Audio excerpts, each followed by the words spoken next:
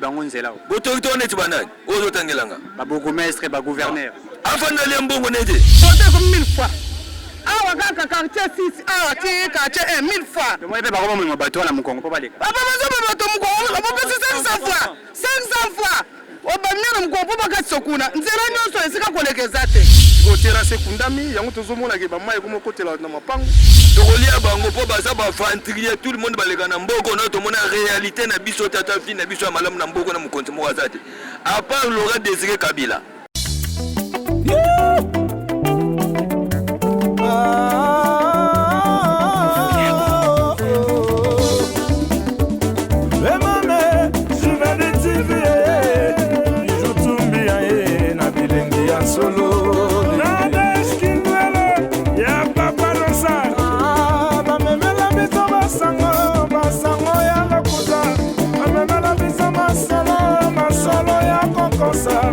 Bijou tumbi ya ye na bansango ya solo.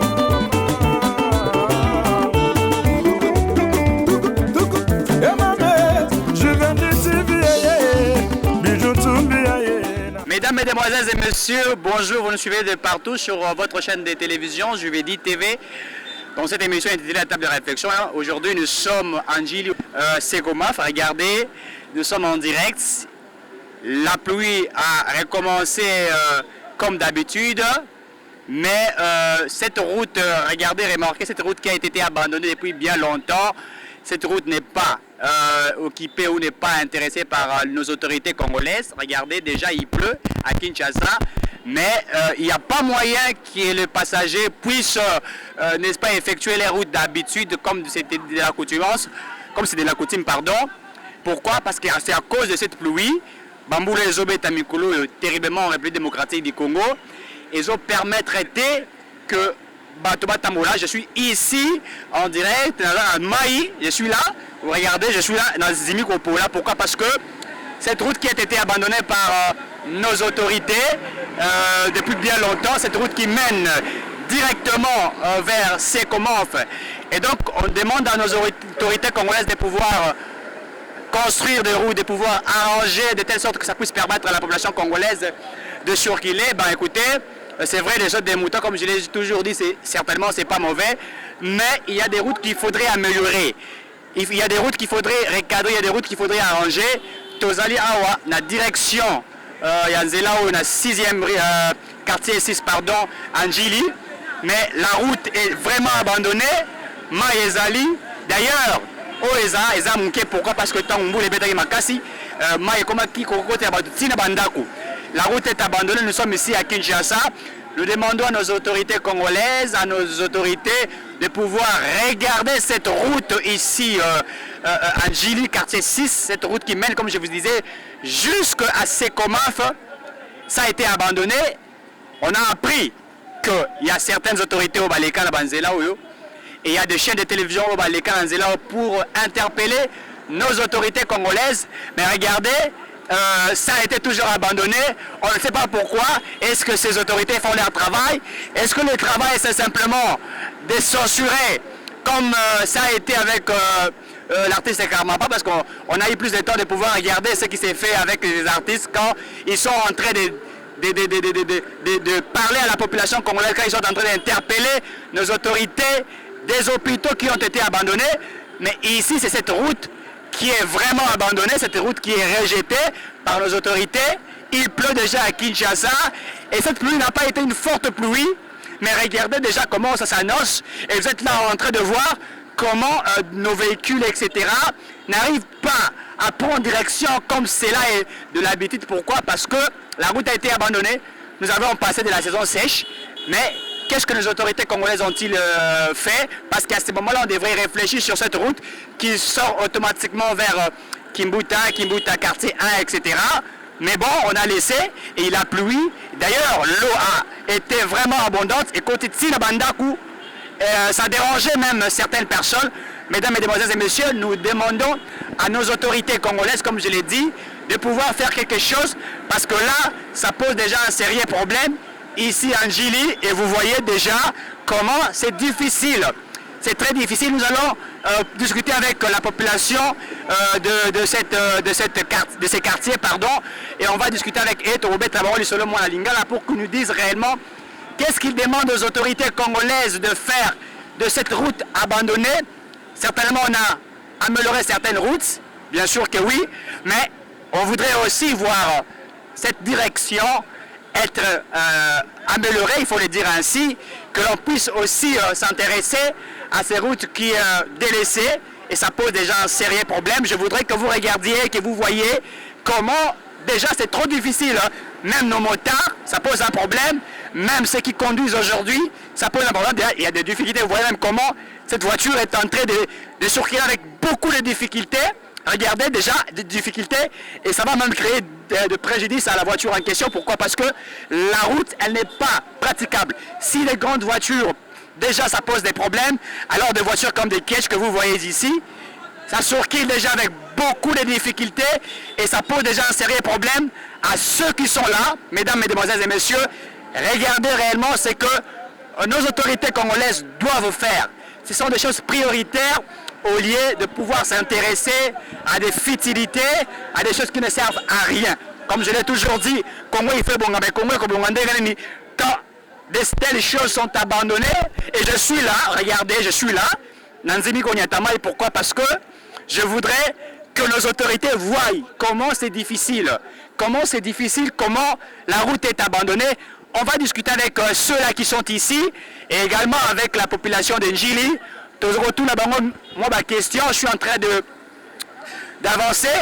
On va interroger à certaines, ceux qui sont ici de questions, comme ça, Baïbisabiso, Zela Oyo et Boakamindegeni, Zela Oyo, comment les autorités congolaises n'arrivent pas à améliorer cette route. Tout ça, Bandegonabiso Njili, Oyo, Bafanda Kanakoto, on essayer un peu de poser la question pour nous connaître réellement une route est abandonnée, qu'est-ce qu'ils ont fait, et là au niveau il y a l'autorité va fournir bango de telle sorte que va trouver un peu plus de solutions.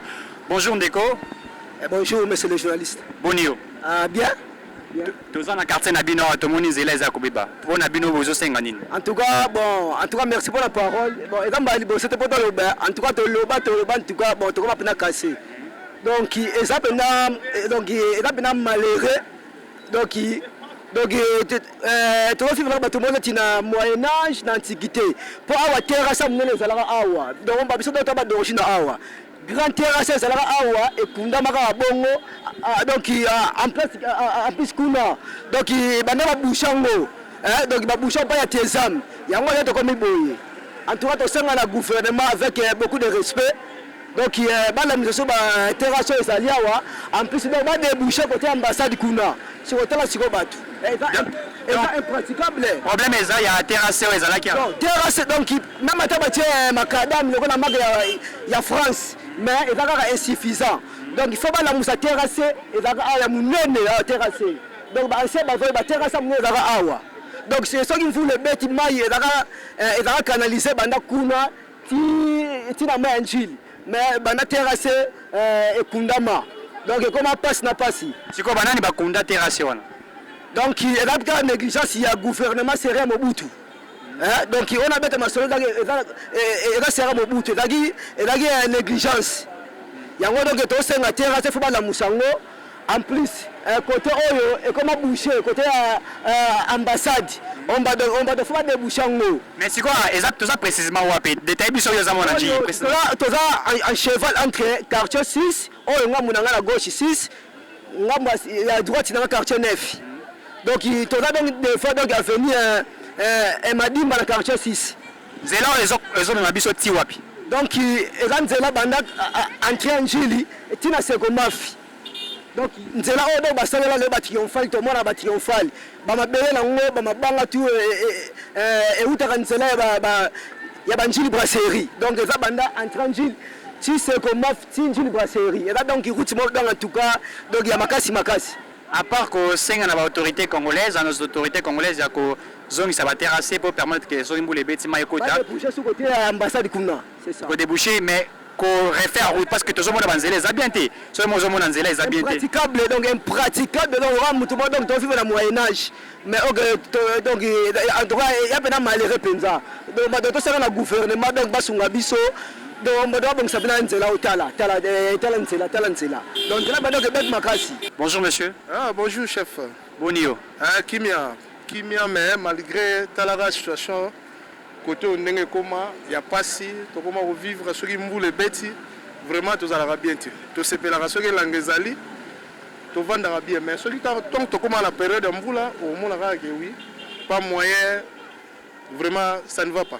To koti na quartier na bino wa to tambuli to moni ke mwambula ngo zaki peza makasi penza te mais déjà ça dit ba catastrophe belé.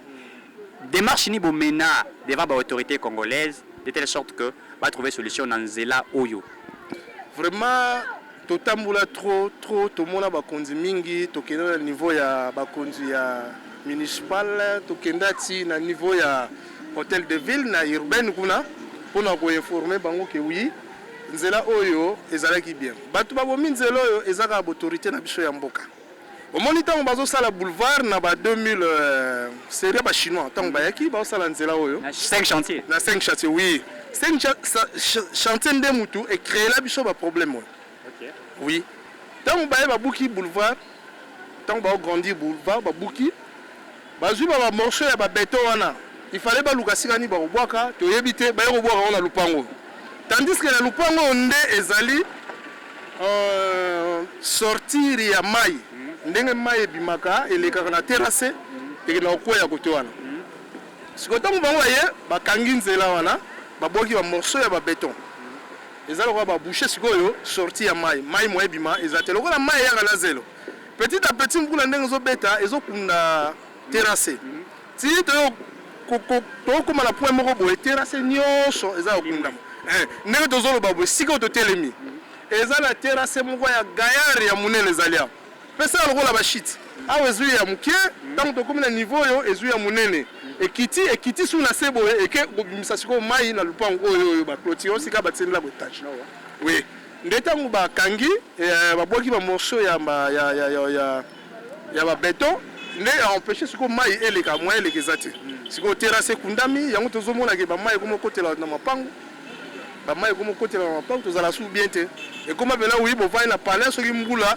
fo batu bala muka botela ndenge ni évolution mai ko kotela lupango so ko kotela bandako so ndenge ni À part ba terrasse et limwe to moni penzela engulutami. Alors qu'est-ce que vous demanderez à nos autorités congolaises pour améliorer la route parce que on nous a informé que Nzela zo matina c'est comme af.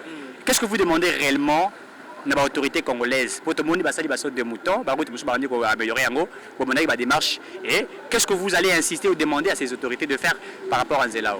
Ouais, tout ça la bakonzi ya mboka Nzela oyo vraiment eza vrai Nzela moko eza très important na mboka na biso parce que Nzela oyo eza route ba Congo. Ah bon? Oui, et bisa biloko kolia yango to senga la autorité ya mboka vraiment batiaka na Nzela oyo eza Nzela oyo esungaka peuple congolais peuple kinois parce que Nzela eza Nzela route ba Congo et bisa biloko kolia bato kala bayebi ke oui banzelo biloko kolia ba fufu bando manzelo eza quoi route secondaire? Oui, route secondaire. Olé bato musu ba mera ba kenda Nzela ba Congo ba zelo côté rond point ba tout ça hein donc au pe comme ma biso ti na Congo central. Oui. Donc vous demandez à ces autorités de pouvoir faire quelque chose. Vraiment tozo senga na bango bataka na Nzela oyo Nzela za kokufa ndenge toyokaki na premier ministre ke abi oui il faut ba bongisa surtout ba route ezali oyo ezomema ba biloko kolia vraiment tozo senga na autorité bataka na Nzela oyo ba bongisa Nzela oyo vraiment pour situation ya bato koto ezala bien. Toyebi bien que na kin ba kinwa bazaka na ba initiative na bango so il y a des Nzela ezobe ba chaka ba mabanga ba nini et tout ça. Est-ce que sika bo ça ka ba initiative privée à part oyo boza ko attendre pas l'état congolais? Vraiment ceux to landi bien ceux boteli boromona ke basaki ezali to banaye ko quand même ko tsumu la route nini terrassé to banaye ko sala ba misala yango mais comme si que tala kaka musala ngo zo senga vraiment ba enjeu il faut ezala pour Manuel Boye ko sala maboko pasi nini to ko kati parce que ça misala moko ya makasi yango to senga na autorité vraiment bataka surtout la chef de l'état nenga lobai ke oui il faut ba route salama ataka po to yebi ke oui tanga salaka meeting na ye sur makambo ya 100 jours route oyo ezalaki na programme. La route était dans le programme des 100 jours. Vraiment ezalaki na programme mais jusqu'à présent tout le monde a bayaka te vraiment tosenga na autorité ya mboka vraiment route oyo esungaka peuple congolais surtout peuple kinois bayebi yango bien eza route c'est comme pe mikolo bazosala station ya régie des eaux moko boye. J'espère que eza nzela moko malamu babongisela biso nzela babiloko ebimaka transport esalamaka vraiment ekosunga biso koto. Merci beaucoup.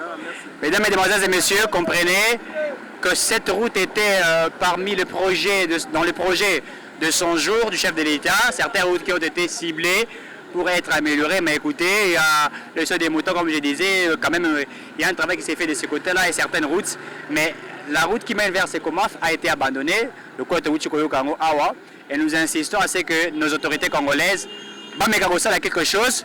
Tous ceux qui vont attendre, nous allons encore continuer à poser quelques questions.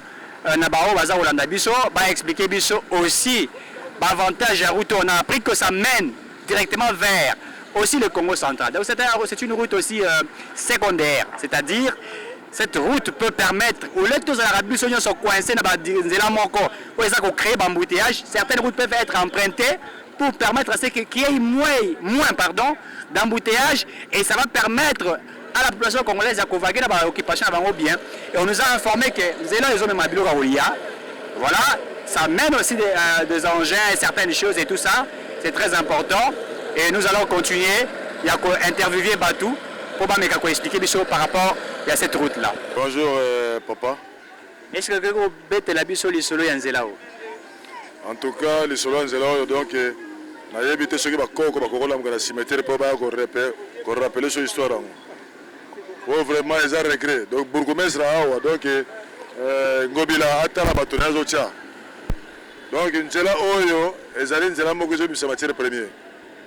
Nzela oyo liburu oyo na yebite soki to kokoloba. Na yebite soki mbula. Donc, on s'attend à 5 ans.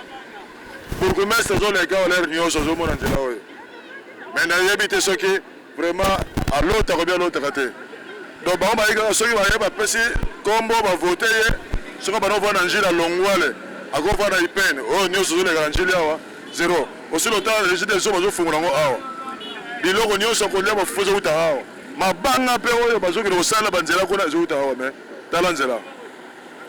Donc, papa n'a pas sur le gouverneur, a tié sa bataille, oh, il a tié dans la commune.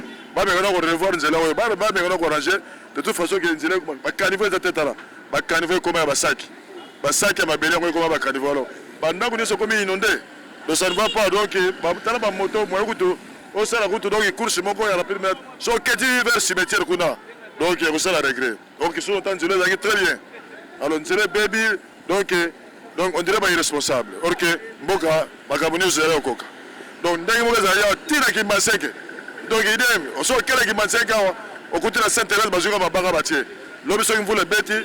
Inondation donc on va flat de zongi tire avoir même la commune babi ce sont dans la communauté suite quand on flat de donner vous les bêtes au bas zéro bien alors j'ai regret baburgu mais donc qui est pas yemo dans yazali aya utala batonea tsana nini kaka makasi na bambongo ba wenze tout ça donc bazo ko sa ba lo mo wote ba démarche ni bo mena devant ba autorité pour nanzela o papa ba démarche ba mener combien de fois ba démarche ba mena solution za makate c'est que tout la musa ba setre alors tu habites donc donc conscience ça bango ça là que non batuana batu banyamate donc tu ko fond na tête dans jarata on est sur mamai c'est tout ça message n'est pas pour la pas gouverneur Yemto à initier Kinshasa Bopeto mais tout ça mon Bopeto a te ko s'adresser comment chez les gouverneurs et à ville à Kinshasa en tout cas papa gouverneur to vraiment ba mille excuses donc il y a autant l'option en Gilles puisque ba bis c'est de repérer jusque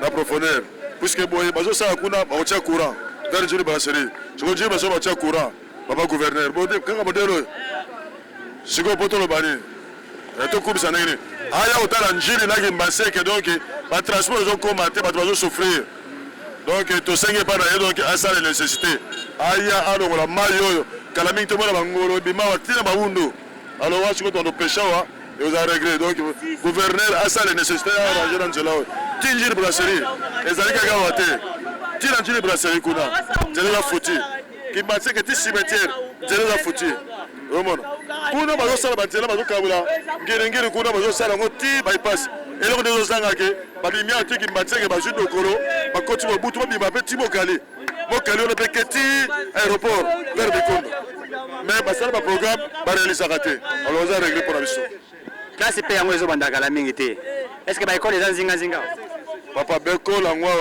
fin eza mwa mpasi bekole ezali mais sikoyo pour le moment toyebi na te soki tosala ndenge nini mpona bana. Merci beaucoup mesdames, mesdemoiselles et messieurs, nous sommes là en Djili. Peuple Azako réclamé, Zela Oeza abandonné, nous sommes là. Bazako Senga à ce que l'autorité congolaise va faire quelque chose parce que Zela Oyo Ezali abandonné par nos autorités. On aurait appris qu'il y a des chaînes de télévision Pele Kamwa Mingi, même nous sommes là sur le terrain pour Nakisa Ndenge Ezali et pour interpeller ces autorités de faire quelque chose où Ezali important. Toza Pekotuna, moi Bamituna, na bato baza zinga même bao baza pemé na biso poete bameka kosala quelque chose par rapport yanzela o eza vraiment abandonné awa tomoni mama Siliki mama Mbote Mbote mama Mbote papa namoni osiliki a olingo beta motezani papa en tout cas eza pasi mingi place oyo talaka niveau ndele ekangami bazofongola yango te seke njili yango biso toza na mboka bino toya Kinshasa tovotaki bango tovote bango babimisi ko biso tobibi bazoba seke njili bayebi yango te basi bafilma mbala na mbala basala bango eloko te seke biso toza biso bakonzi te bagrâce yango ya biso ya njili tomona na biso bango te bavanda na babiro na bango bazona bambongo na bango biso toza banyama te toza mpe bato nzela ke tindi brase eza nzela mpenza monene kote mabanga bazwa bamabanga na zelo yango oyo biloko kone eutaka na nzela ometaka biso talaka mbula ya moke mai mwaye te papa esika koleka eza te neti na minute oyo boto ekomi 1000 fois awa kaka quartier 6 awa ti quartier 1 1000 fois tomoni mpe bakobomema bato wana mokongo mpo baleka papa bazoboma bato mokongo bopesi 500 fois obamia na mokongo mpo bakati sokuna nzela nyonso esika koleka eza te seke eza mpe mbala liboso toloba te papa tosi tolobi nasala loba mpe mbala mosusu mpe awa botalaka mbula oyo ya moke boye boso bambula elame toza ndeni namoni yo otongisami mingi na nsima olingi oboma mutu to ndenge nini nakoki mpe koboma mutu mpo eza makambo ya kanda po mboko tobotami na mboko ti tokola tomonaka rien tobali toboti eloko eza te na mboko bokumisa bamobutu bobi mobutu asala bokumisa bamusée Laurent Désiré Kabila Joseph Kabila tokomi mpe na epoke afati bozokumisa kaka bon tolobi ya biso okumisaka mutu te mboko eza ya biso tu ya bakoko na bango te so bango bakasa mboko ya bapere na bango na bakoko na bango bayeka biso mpe peuple tokolia bango mikolo oya tokolia bango mpo baza bafantrier tout le monde baleka na mboko na tomona réalité na biso tata fi na biso ya malamu na mboko na mokonzi moko aza te à part Laurent Désiré Kabila ye mutaki na bacondition du travail oyo tu batikali so bino mutu bosali politique mpo boboma ye biso tozoprovoke guerre populaire oyo aloba tokoprovoke guerre populaire bayebake la guerre ça sera longue et populaire baokima mboko baotikila biso mboko toza kosenga nini mpo na nzela oyo kuta oloba te banda mobutu akufa na ye makambo nyonso ebeba nango oyo tu bayaka solution eza te banda mobutu mutu asalaka nzela oyo ti standa me banda mobutu akenda mboko elala balabala mpe elala nango eloko mwa malongi yaka so na balabala eza te donc baautorité babandona na bango nzela oyo baautorité wana neti banani oyo ozotangelanga babourgmestre bagouverneur afandali ya mbongo nete mais gouverneur aza censé oyeba makambo nyonso ya mbongo bongo ye gouverneur ye mpe nayebi kogouverne mboko bafantrie na liboso eza bango bato wana bafandi baposte wana mais quand même ya che Kinshasa bopeto atambola mona bafantire ezoleka na Kisasa ti yasi atambolaka na ville atambola na basite ndenge beroso bandako bato ezokweya mpona bambula kozanga bacarniveau yesi amona quartier bato peuple atongaka ndako bie leta mutu atongaka ndako yabisi biso mpe kelekaka mpe mingi nzela oyo soki aleki koto ake bokola bataba na ye na baferme na bo batiaka koto yakeleka koto mpona biso ebongo bourgmestre oyo aza sansa kozala nzinga na bino bokutanaki na ye te pourquoi parce que c'est lui qui peut faire quelque chose na niveau ya baautorité ya likolo mais ntango babi oza autorité bourgmestre faut sensibiliser peuple na ye ti quand on dit une autorité aza sensible à sensibiliser le peuple na ba organe nyonso bango soko akoti afandi na bureau azosela ka taxe na ye akongola mabonza na ye et ya na bureau alia afimbisa libumu na ye biso to lokola ba peuple moko perdant na kati mabelo babika bango bazotinaka ba policier pona bakanga bato baza bakashinete mais nzela babosanya mais kashina ngo pe kashine bine aussi ces années na kati mboko kaka kashine maladi moto zo mona na kati ya Kongo ya kashine eza te batika nde lukuta na bango bazo memela biso na mboko ya pona yo bazokosa mais banzela bazosala te mais ce sont les infanteries bango ce sont les infanteries mais bino nde bozo voter bango toko voter bango pa ko ba voter biso bango na ko to voter ba tshaka biso voter na ba seni na bango ce sont les infanteries mais bokenda quand même ko voter mais mbalo to bet mais mbalo so to kata bone maboko na matoi ba yana bango kututé mais bino nde bozo pesa bango ni ba voir wana mutu moko awuti quelque part aye koto apanzi bambongo et tout ça bo sepeli bo lié ba yebisi biso ke bakimba baza roi basi andumba lelo so kabila ye ba betele maboko chiseke daye ba betele maboko mutu wako ya ba betele maboko ba yebisi bino biso ke bino bakimba boza bandumba ya so le pose ba peuple ba inconscient so ba peuple ko ya conscience ba to faut ko boma ka bango so be pemena na peuple ko baza ba parlementaire ba to lukuta ba banda ko kosa mukilo lelo te e banda kala ti le to continuer na son joie ba to sensiga ya osepela na bango te ba classe bango ba tangi eza ba classe moko ya lukuta so ba vraie classe nde to mona mboko yo eza na développement pene ya makasi mais ba intellectuel yango ba ko mbagulo to mona ba intellectuel mo ba perroquet sans intelligence ba tika lukuta mbalo to kolia bango. Merci beaucoup, to s'appelle non lobby mesdames et mesdemoiselles et messieurs.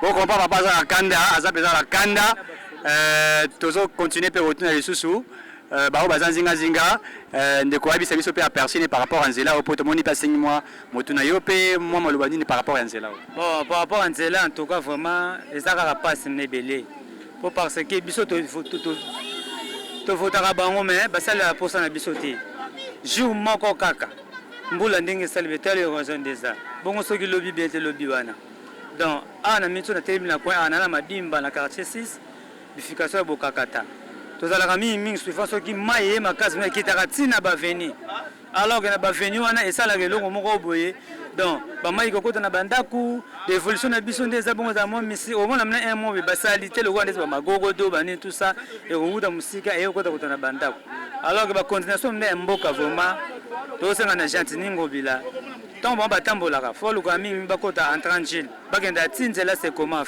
pas partir c'est comment fondé ba sentir ba réalité et belé ndenge e kende na mboka mukeka nganga lo ba yango na vraiment ba aider biso vraiment. Merci beaucoup malobano ezani on a kolobezaka ke ba bukumesa ya commune o to ba bango te bango bana kana ba sekimatiser ta komona bango te komona ete bango ba ibana bango mais misala bango bazomona na te na sasa musala ba ibani te bango bana kana ba sekimatiser bazole bazomela ko to bakipana bango te mais bazobosana ke oza commune na bango lelo babosana ka yango na vraiment o manga za posa bon le posa biso za ba bongisa zelo kaka babosa nzelo ni babosa banzela mosusu balemba banini wa bakote babongisa do babosa biso penzela oyo ebonga vraiment poto biso za ka ngwana kaka. Merci beaucoup ndeko mbote ouais mbote papa journaliste temoni sur likolo indi mais tozana avenue iskama ezali eloko nini ezobangisa bon eloko ezobangisa nga likolo soki indi mvule bete kosala mabe po moni makambo tokobi komona tobotamaka bongo te tomonaka yango te bon biso tomona toyebaki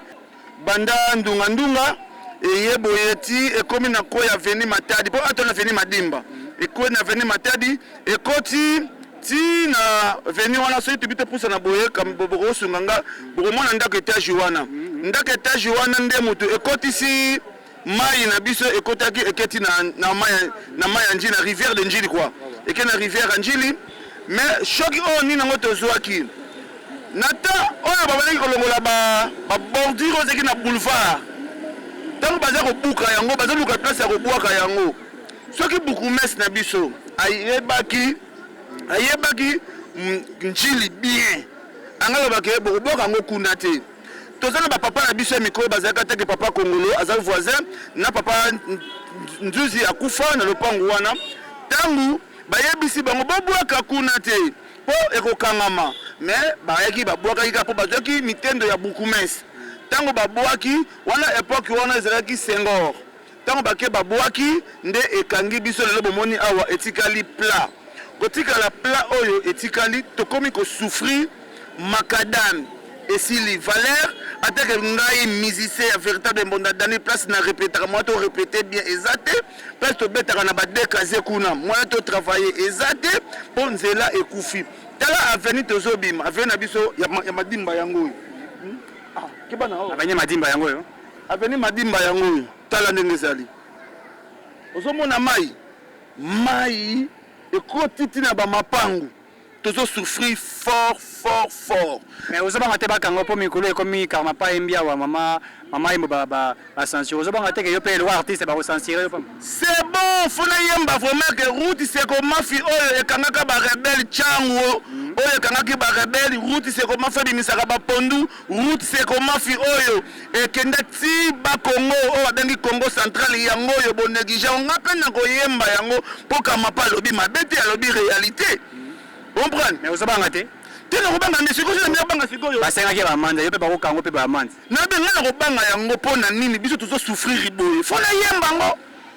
Que route c'est comme fait bimisaka ba pondu tala lelo route kufi komi nango kaka mai ebale tokobenga ngo rivière c'est comme fi zile la kalisusu te mboka ekoma nango ya bana papa Mobutu kenda papa Kabila kenda papa Kisekedi kenda batikela biso bana tala ndenge mokili ekomi kodinda veni madimba tala ndenge komi kodinda faut so dinda toujours dinda toujours là chef pour comprendre vraiment terrasse tozaki nango a to bengi carnival zalaka awa ezalaki ba beji ba salaka ngo tito ko la antine pas Mobutu tito zozala au moins que ne pas ka président atiroleka Kabila fils ndeto yo ba cheki le lo fatia ko tito so mona ka le ko changer te ensuite le bele bokani non démocratie ne bolobaki tant de droits azoka nga droit salama ya on a bi bon nana sali bien ndenga yembi ngabi fana yemba rivière oyo